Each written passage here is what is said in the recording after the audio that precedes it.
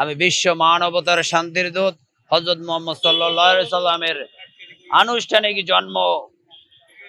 জন্ম না হলে হয়তোবা পৃথিবী সৃষ্টি হতো না, এমনও মতবাদ আছে।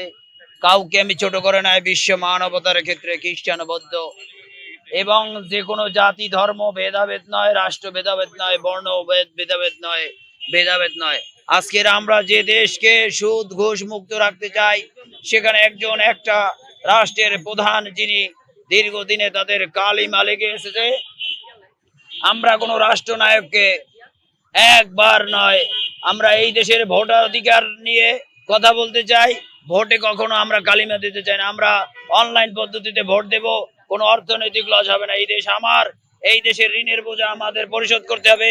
আমরা কোনো ব্যক্তিকে আর খাটো করে দেখবো না। বঙ্গবন্ধু সহ জিয়াউর রহমান, এরশাদ, কাউকে খাটো করে দেখবো না। আমরা সবাইকে শ্রদ্ধা জানিয়ে আজকের মতো এখান থেকে শপথ করি, আমরা মহান আল্লাহ পাক রব্বুল আলামিনের অশেষ আমাদের হযরত মুহাম্মদ সাল্লাল্লাহু আলাইহি ওয়াসাল্লামের আদর্শের দল, এবং আমরা বাঙালি চেতনার বাঙালি উদ্দীপনা এবং মুসলিম ইসলামী চেতনা সকল ধর্মের সাথে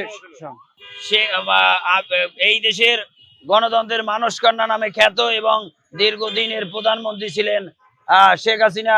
তিনি আজকের পালিয়ে গেছেন, কথাটা ভিন্ন।